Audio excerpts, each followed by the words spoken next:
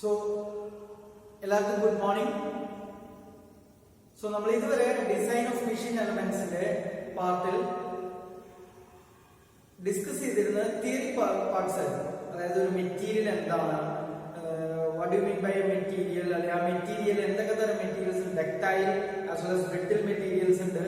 So ductile materials എന്താ ഉണ്ടാവുക, it ഇലോങ്ങേറ്റ്സ്. Load apply ചെയ്യുമ്പോൾ ഒരു ഡക്ടൈൽ മെറ്റീരിയൽ എന്ന് പറയുന്നത് ഇലോങ്ങേറ്റ് ചെയ്യും അല്ലെ. എന്നാൽ ബ്രിട്ടിൽ മെറ്റീരിയൽ എന്ത് ചെയ്യും, ഫെയിൽ ആവും, ബ്രേക്ക് ഡൗൺ ആവും. ഓക്കെ, സോ അതിന്റെ ബേസിസിൽ നമ്മൾ ഡക്ടൈൽ മെറ്റീരിയലിന്റെയും ബ്രിട്ടിൽ മെറ്റീരിയലിന്റെയും സ്ട്രെസ് സ്ട്രെയിൻ ഡയഗ്രാം നമ്മൾ പറയേണ്ടത് അല്ലെ. സ്ട്രെസ് സ്ട്രെയിൻ ഡയഗ്രത്തിൽ ഡക്ടൈൽ മെറ്റീരിയൽസിന്റെ ആണെങ്കിൽ ഇങ്ങനെയും, ബേസിക്കലി സ്റ്റെയിൻലെസ് സ്റ്റീൽ പോലുള്ള ഡിവൈസസിന് അങ്ങനെയാണ് വരാം. എന്നാൽ കാസ്റ്റ് അയൺ പോലുള്ള ബ്രിട്ടിൽ മെറ്റീരിയൽസിന് ഇങ്ങനെയാണ് ഉണ്ടാവുക. അതായത് ഈ കേസിൽ നമുക്ക് ഒരു മെയിൻ പോയിന്റ്, yielding പോയിന്റ് ഉണ്ടാവും. ഈ പോയിന്റിലാണ് നമ്മുടെ അൾട്ടിമേറ്റ് സ്ട്രെസ് എന്ന് പറയുന്നത് അല്ലെ. സോ എന്നാൽ ബ്രിട്ടിൽ മെറ്റീരിയൽസ് എന്താ, yielding വളരെ കുറവാണ്. സോ ഇതിന്റെ മെയിൻ പോയിന്റ് എന്ന് പറയുന്നത് അൾട്ടിമേറ്റ് സ്ട്രെസ് എന്ന് പറഞ്ഞിട്ടുള്ള അൾട്ടിമേറ്റ് സ്ട്രെസ് പോയിന്റ് ആണ്. സോ ഇപ്പോ ഈ കേസസിൽ നമ്മളൊരു മെറ്റീരിയലിനെ അല്ലെങ്കിൽ ഒരു മെഷീൻ എലമെന്റിനെ ഡിസൈൻ ചെയ്യുമ്പോൾ, സേ ഇതാണ് ഒരു കാസ്റ്റ് അയൺ അല്ലെങ്കിൽ ഒരു മെറ്റീരിയലിന്റെ ഡിസൈൻ എങ്ങനെയാണെന്ന് വിചാരിക്കാം. രണ്ട് റോഡ്സ്, ഓക്കെ. ഇതില് പ്രഷർ അപ്ലൈ ചെയ്യുമ്പോൾ ഈ റോഡ് എ എന്ന് പറയുന്നത് ബിനെ പുഷ് ചെയ്യും. ഓക്കെ, എ എന്ന റോഡ് നമ്മൾ പ്രഷർ അല്ലെങ്കിൽ ഫോഴ്സ് അപ്ലൈ ചെയ്യുമ്പോൾ ഇതിനെ മൂവ് ചെയ്യും. സേ ഇത് ഇവിടെ ഫിക്സ്ഡ് ആണ് എന്ന് വിചാരിക്കാം, അല്ലെങ്കിൽ സേ ലിമിറ്റഡ് മൂവ്മെന്റ് ആണെന്ന് വിചാരിക്കാം, what ever it may be. So ഇതിന്റെ ഇവിടെ റെസ്ട്രിക്ട് ചെയ്തിട്ടുണ്ട്. ഓക്കെ, സോ ഇവിടെ നമ്മളൊരു ഡക്ടൈൽ ആയിട്ടുള്ള മെറ്റീരിയൽ ആണെങ്കിൽ, അല്ലെങ്കിൽ ആദ്യം ബ്രിട്ടിൽ മെറ്റീരിയൽ എടുക്കാം. സോ ഈ ഫോഴ്സ് അപ്ലൈ ചെയ്യുമ്പോൾ ഇതിന്റെ മാക്സിമം സ്ട്രെസ് ഇതിലേക്ക് വരുന്നത് ഒരു വാല്യൂ ഉണ്ടാവും. മാക്സിമം സ്ട്രെസ് എന്ന് പറയുന്നത് ബ്രിട്ടിൽ മെറ്റീരിയലിന്റെ കേസിൽ should be less than ultimate stress. Okay, ultimate സ്ട്രെസ്സിനെക്കാട്ടും കുറവായിരിക്കണം മാക്സിമം സ്ട്രെസ്. ഓക്കെ, എപ്പോൾ ബ്രിട്ടിൽ ആയിട്ടുള്ള മെറ്റീരിയൽസിന് അൾട്ടിമേറ്റ് സ്ട്രെസ്സിനെക്കാട്ടും കുറവായിരിക്കും. കാരണം ഇവിടെ yielding കുറവാണ്. അപ്പൊ നമുക്ക് ബ്രേക്ക് ചെയ്യാതെ, അത് ഇവിടെ ഫോഴ്സ് കൊടുക്കുമ്പോൾ ഈ ബി എന്നുള്ള ഒബ്ജക്ട് ബ്രേക്ക് ആവാൻ പാടില്ല. അതിനനുസരിച്ചുള്ള ഒരു മെറ്റീരിയലിനെ വേണം നമ്മൾ ഡിസൈൻ ചെയ്യാൻ. ഈ കേസ് ഇതൊരു ഡക്ടൈൽ മെറ്റീരിയൽ ആണ് വിചാരിക്കുക. അപ്പൊ ഡക്ടൈൽ മെറ്റീരിയൽ ആണെങ്കിൽ എന്താണ്ടാവുക, നമ്മൾ ഈ ഫോഴ്സ് കൊടുക്കുമ്പോൾ ഇലാസ്റ്റിക് ലിമിറ്റ് കഴിഞ്ഞാൽ ഇതിന് yielding തുടങ്ങും അല്ലെ. അപ്പൊ yielding തുടങ്ങി കഴിഞ്ഞ് ഒരുപാട് ടൈം yielding കഴിഞ്ഞിട്ടാണ് ഇതിന്റെ അൾട്ടിമേറ്റ് സ്ട്രെസ് പിന്നീട് ബ്രേക്ക് ആവുന്നത് അല്ലെ. പക്ഷെ ഈ കേസിൽ yielding നമ്മൾ അൾട്ടിമേറ്റ് സ്ട്രെസ് ആണ് എടുക്കുന്നത് എങ്കിൽ എന്ത് സംഭവിക്കാം, ഇവിടെ ഈ മെറ്റീരിയൽ ഇങ്ങനെ ഇലോങ്ങേറ്റ് ആവാം, അല്ലെങ്കിൽ ഇങ്ങനെ ഡിഫോം ആവാം അല്ലെ. അപ്പൊ അത് മൊത്തം ഇതിന്റെ വർക്കിങ്ങിനെ ബാധിക്കും. അപ്പൊ ഇവിടെ എന്താണ്, ഡക്ടൈൽ ആയിട്ടുള്ള മെറ്റീരിയലിന്റെ മാക്സിമം സ്ട്രെസ് എന്ന് പറയുന്നത് എപ്പോഴും yielding സ്ട്രെസ്സിനെക്കാട്ടിലും കുറവായിരിക്കും ഫോർ ഡക്ടൈൽ മെറ്റീരിയൽസ്. ഓക്കെ, ഇതാണ് ബേസിക് ആയിട്ടുള്ള ഒരു നോളജ്. നമുക്ക് ആലോചിച്ചതെന്ന് അറിയാം, പെട്ടെന്ന് പൊടിഞ്ഞു പോകുന്ന മെറ്റീരിയൽസ് ആയിട്ടുള്ള ബ്രിട്ടിൽ ആയിട്ടുള്ള മെറ്റീരിയൽസിൽ അൾട്ടിമേറ്റ് സ്ട്രെസ് വാല്യൂവിന്റെ താഴെ ആയിരിക്കണം മാക്സിമം ആ ഒരു സിസ്റ്റത്തിൽ മെഷീൻ എലമെന്റിൽ വരുന്ന സ്ട്രെസ്. എന്നാൽ yielding ഉള്ള ഒരു ഒബ്ജക്റ്റില് yield സ്ട്രെസ്സിനേക്കാൾ, അതായത് yielding ആണ് നമ്മൾ സമ്മതിക്കാൻ പറ്റില്ല, അപ്പൊ yield സ്ട്രെസ്സിനേക്കാൾ കുറവായിരിക്കണം അതിന്റെ മാക്സിമം സ്ട്രെസ്. ഓക്കെ, സോ ഈ കോൺസെപ്റ്റ് ഞാൻ പറഞ്ഞിരുന്നു നിങ്ങളുടെ ഓൺലൈൻ ലൈവ് ക്ലാസ്സസിൽ. എനിവേ, അടുത്ത ഒരു പാർട്ട് എന്ന് പറയുന്നത് design or working stress.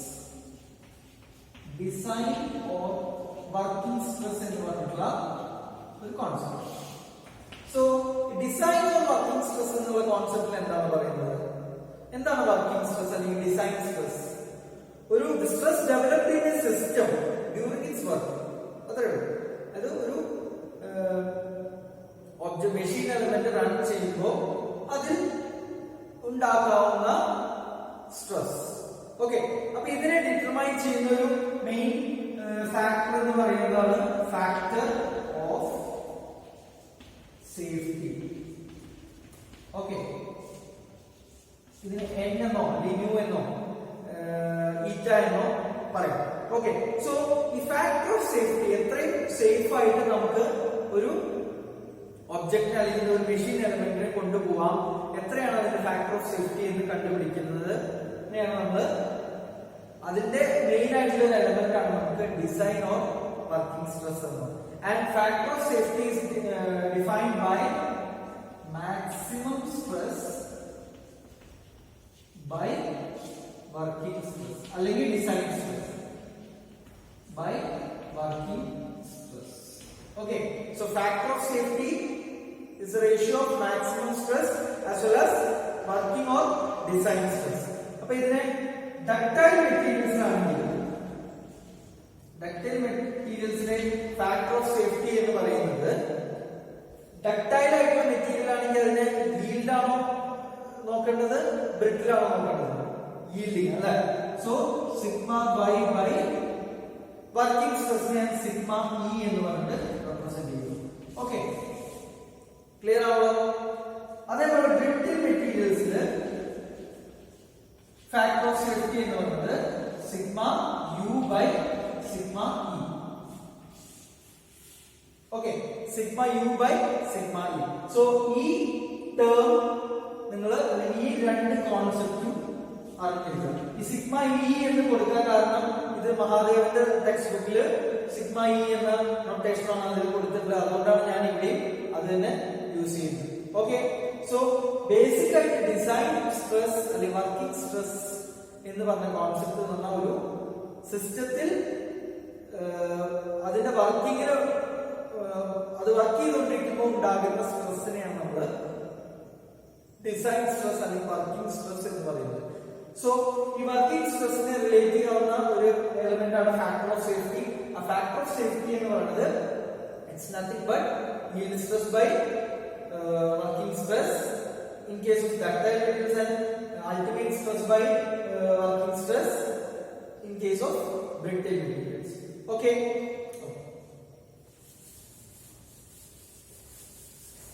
Now അടുത്ത ഒരു പാർട്ട് അല്ലെങ്കിൽ അടുത്ത ഒരു ഫാക്ടർ എന്ന് പറയുന്നത് സ്ട്രെസ് കോൺസെൻട്രേഷൻ ഫാക്ടർ. ഇതും ഞാൻ ജസ്റ്റ് എക്സ്പ്ലെയിൻ ചെയ്തിരുന്നു.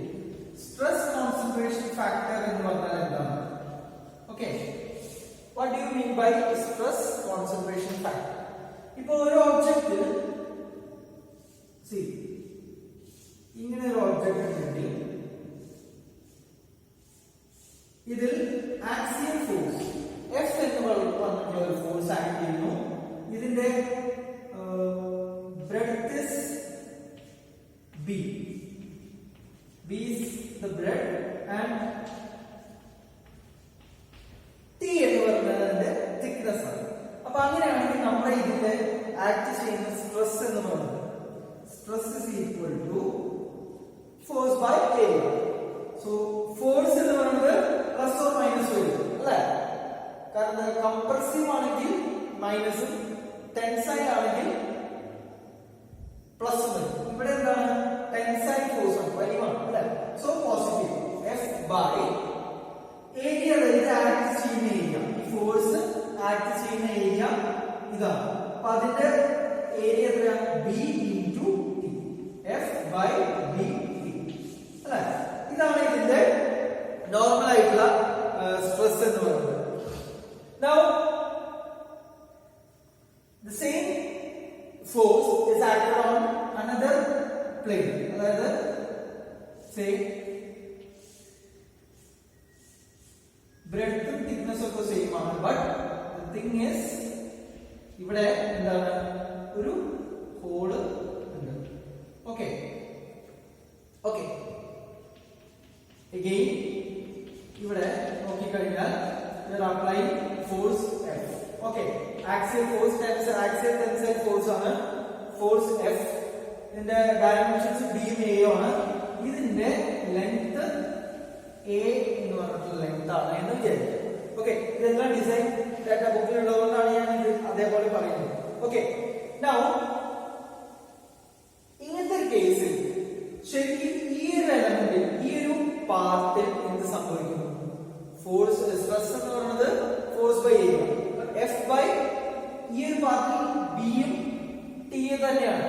പക്ഷേ ഇത് ഈ സൈഡിലേക്ക് വരുന്നതോറും എന്ത് സംഭവിക്കും? ഇവിടെ ഉള്ള ഒരു എലമെന്റ് ഞാൻ എടുത്തു കഴിഞ്ഞാൽ ഇവിടെ എന്തായി?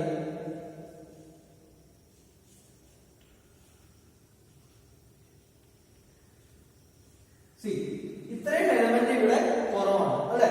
സോ എ എന്നുള്ള എലമെന്റ് ഇവിടെ കുറവാണ്. ഈ ബിയിൽ നിന്ന് ടോട്ടൽ ബി ആണ്. ഓക്കെ ടോട്ടൽ ബി ആണ്. അപ്പോ ഇവിടെ ഈ ഫേസിൽ എന്താണ്? സിഗ്മ ഇസ് ഈക്വൽ ടു ഈ ഒരു ഫേസിൽ മാത്രമാണ് ഞാൻ പറഞ്ഞത് ബിയിൽ നിന്ന് എ കുറയ്ക്കുക. എ എന്നുള്ള മെറ്റീരിയൽ അവിടെ ഇല്ല. എ ലെങ്തിൽ മെറ്റീരിയൽ ഇല്ല. സോ എഫ് ബൈ ഏരിയ എത്ര വരിക? മൊത്തം ബിയിൽ നിന്ന് എ എന്നുള്ള മെറ്റീരിയലിനെ ഞാൻ എടുത്തിട്ട് ഇൻറ്റു തിക്നെസ്. തിക്നെസ്സിന് മാറ്റം വരാം B minus A into T എന്നുള്ളത്. ഓക്കെ സോ ഞാനിവിടെ പറയാൻ ഉദ്ദേശിക്കുന്നത് എന്താണെന്ന് വെച്ചാൽ ഇവിടെ മെറ്റീരിയൽ കുറഞ്ഞു, അതായത് ഏരിയ കുറഞ്ഞു. ഓക്കെ ഇവിടെ കൂടുതലാണ് ഏരിയ. സോ ഇവിടെ എന്താ സംഭവിക്കുന്നത്? ഏരിയ കുറയുമ്പോൾ stress is force by area എന്നാണ്. അപ്പൊ ഏരിയ കുറയുമ്പോൾ സ്വാഭാവികമായിട്ട് അവിടെ എന്ത് സംഭവിക്കും?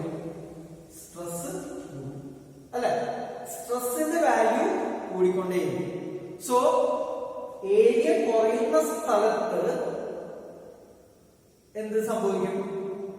സ്ട്രെസ് കൂടും. ഓക്കെ സോ അങ്ങനെ കൂടുന്ന ഒരു ഫാക്ടറിനെയാണ് സ്ട്രെസ് കോൺസെൻട്രേഷൻ ഫാക്ടർ. സോ ഇവിടെ ബേസിക്കലി ഫിസിക്കലി എന്താ സംഭവിക്കുന്നത്? നമ്മൾ ഈ ഫോഴ്സ് കൊടുക്കുമ്പോൾ ഇവിടെ ഇങ്ങോട്ടും ഫോഴ്സ് കൊടുക്കുമ്പോൾ ഇതിന്റെ സ്ട്രെസ് കോൺസെൻട്രേഷന്റെ ലൈൻസ് എന്ന് പറയുന്നത് ഈവൺ ആയിട്ട് ഡിസ്ട്രിബ്യൂട്ട് ചെയ്യുന്നത് അല്ലെ? പക്ഷെ എന്നാൽ ഇവിടെ എന്താ സംഭവിക്കുന്നത്? ഇവിടെ ഇപ്പോ അപ്പർ ലെയറിലൊക്കെ ഈവൺ ആയിട്ട് ഡിസ്ട്രിബ്യൂട്ട് ചെയ്യും, ഈ ലെയറിനെ ഡിസ്ട്രിബ്യൂട്ട് ചെയ്യും. ഇവിടെ എത്തി എന്താവും? ഇവിടെ ഡിസ്ട്രിബ്യൂട്ട് ചെയ്യാതിരിക്കും. ഇവിടെ രണ്ടും മെർജാവും അല്ലെ? ഈ ഭാഗത്തുള്ളതും മെർജാവും, പിന്നെ ഇവിടുന്ന് ഇങ്ങോട്ട് മെർജാവും, ഇവിടുന്ന് ഇങ്ങോട്ട് മെർജാവും. അപ്പൊ എന്ത് സംഭവിക്കും? ഈ ഒരു പാർട്ടിൽ ലാസ്റ്റ് ലെയറിലൊക്കെ അതേപോലെ തന്നെ ഈ ഒരു പാർട്ടിൽ ഇവിടെയുള്ള സ്ട്രെസ് കൂടുതലായിരിക്കും. ഓക്കെ അപ്പോ അവിടെയുള്ള സ്ട്രെസ് ഇതിനെയാണ് നമ്മൾ ക്രിട്ടിക്കൽ സെക്ഷൻ എന്ന് പറയുന്നത്. അതായത് ഒരു അതിന്റെ ജോമെട്രിക്ക് ഒരു വ്യത്യാസം വരുന്നു. അതിന്റെ ലീനിയർ ആയിട്ടുള്ള സ്ട്രെസ്സിന്റെ പാത്തിനെ നമ്മൾ ഡിസ്ട്രക്ട് ചെയ്യുന്ന ഒരു ജോമെട്രി വന്നു കഴിഞ്ഞാൽ അതിനെയാണ് നമ്മൾ ക്രിട്ടിക്കൽ സെക്ഷൻ എന്ന് പറയുന്നത്. ഓക്കെ ഈ ക്രിട്ടിക്കൽ സെക്ഷനിൽ ആക്ട് ചെയ്യുന്ന സ്ട്രെസ്സിനെയാണ് നമ്മൾ നോമിനൽ സ്ട്രെസ് എന്ന് പറയുന്നത്. ഓക്കെ ക്രിട്ടിക്കൽ സെക്ഷനിൽ ആക്ട് ചെയ്യുന്ന സ്ട്രെസ്സിനെയാണ് നമ്മൾ നോമിനൽ സ്ട്രെസ് എന്ന്. ക്രിട്ടിക്കൽ സെക്ഷൻ എന്ന് പറഞ്ഞാൽ എന്താണ്? അതിന്റെ ജോമെട്രി ചേഞ്ച് ആവുന്നതാണ് അല്ലെ? ഏറ്റവും കൂടുതൽ സ്ട്രെസ് അക്യുമുലേറ്റ് ചെയ്യുന്ന സ്ഥലമായിരിക്കുമല്ലോ. ഓക്കെ ജോമെട്രി പെട്ടെന്ന് മാറും. യൂണിഫോം അല്ലാതെ ഈ കേസിൽ യൂണിഫോം ആയിട്ട് സ്ട്രെസ് ഡിസ്ട്രിബ്യൂട്ട് ചെയ്യുകയാണെങ്കിൽ ഇവിടെ അങ്ങനെയല്ല. അപ്പൊ അങ്ങനത്തെ സെക്ഷൻസ് എത്ര ഉണ്ടെന്ന് നോക്കാം. അവിടെ അങ്ങനത്തെ സെക്ഷൻസിനെല്ലാം നമ്മൾ ക്രിട്ടിക്കൽ സെക്ഷൻസ് എന്നാണ് പറയുന്നത്. ഓക്കെ സോ ഈ നോമിനൽ സ്ട്രെസ് എന്ന് പറഞ്ഞാൽ ഈ ക്രിട്ടിക്കൽ സെക്ഷനിൽ ആക്ട് ചെയ്യുന്ന സ്ട്രെസ്സിനെയാണ്. ഈ നോമിനൽ സ്ട്രെസ് അല്ല ഒരിക്കലും maximum stress. It's not equal to maximum stress. Okay so പക്ഷേ ഇതിന് രണ്ടിനെ റിലേറ്റ് ചെയ്യുന്ന ഒരു ഫാക്ടറാണ് ആക്ച്വലി സ്ട്രെസ് കോൺസെൻട്രേഷൻ ഫാക്ടർ എന്ന് പറയുന്നത്. ഓക്കെ അപ്പൊ ജനറലി ഇവിടെ സ്ട്രെസ് ലോക്കലി ഡിസ്ട്രിബ്യൂട്ട് ആയിക്കൊണ്ടിരിക്കുകയാണ്. സ്ട്രെസ് ലൈൻസ് അക്യുമുലേറ്റ് ചെയ്യും, ഈ ഒരു സെക്ഷനിൽ, ക്രിട്ടിക്കൽ സെക്ഷനിൽ അക്യുമുലേറ്റ് ചെയ്യുന്നു. ഓക്കെ, സോ കോൺസെപ്റ്റ് മനസ്സിലായി വരുന്നു. ഇനി ഞാൻ ഈ നോമിനൽ സ്ട്രെസ്സും മാക്സിമം സ്ട്രെസ്സും റിലേറ്റ് ചെയ്യപ്പെടുന്ന ഒരു ഫാക്ടറിനെയാണ് ഞാൻ പറയുന്നത്. അതാണ് നമ്മുടെ സ്ട്രെസ് കോൺസെൻട്രേഷൻ ഫാക്ടർ എന്ന് പറയുന്നത്. നോമിനൽ സ്ട്രെസ്സിനെയും മാക്സിമം സ്ട്രെസ്സിനെയും റിലേറ്റ് ചെയ്യുന്ന ഒരു ടേം തന്നെയാണ് നമ്മൾ സ്ട്രെസ് കോൺസെൻട്രേഷൻ ഫാക്ടർ എന്ന് പറയുന്നത്. അതായത് KT എന്നാണ് സ്ട്രെസ് കോൺസെൻട്രേഷൻ ഫാക്ടറിനെ നമ്മൾ റെപ്രസെന്റ് ചെയ്യാം മഹാദേവന്റെ ഡാറ്റ ബുക്സിൽ. So KT is equal to sigma max by sigma. ഈ സിഗ്മ എന്ന് പറയുന്നതാണ് നോമിനൽ സ്ട്രെസ്. ഓക്കെ, സോ ഈ സിഗ്മ എന്ന് പറയുന്നതാണ് nominal stress. Okay, so stress concentration factor problems ആണ് നമ്മുടെ ഇനീഷ്യൽ ആയിട്ട് നമ്മൾ ചെയ്യാൻ പോകുന്ന പ്രോബ്ലംസ് എല്ലാം സ്ട്രെസ് കോൺസെൻട്രേഷൻ ഫാക്ടറിനെ ഡിറ്റർമൈൻ ചെയ്യുന്നതാണ്. അത് നമുക്ക് നമ്മുടെ ഡാറ്റ ബുക്കിൽ നിന്ന് തന്നെ കണ്ടുപിടിക്കാൻ പറ്റും. അതെങ്ങനെയാന്ന് വെച്ചാൽ, സി നമുക്ക് മാക്സിമം സ്ട്രെസ്സോ അല്ലെങ്കിൽ നോമിനൽ സ്ട്രെസ്സോ തരികയാണെങ്കിൽ വേണ്ട, അതിന് ജോമെട്രി തന്നാൽ തന്നെ മതി. ഒരു ഒബ്ജക്റ്റിന്റെ ജോമെട്രിയിൽ നിന്ന് തന്നെ നമുക്ക് സ്ട്രെസ് കോൺസെൻട്രേഷൻ ഫാക്ടർ നമുക്ക് കണ്ടുപിടിക്കാൻ പറ്റും.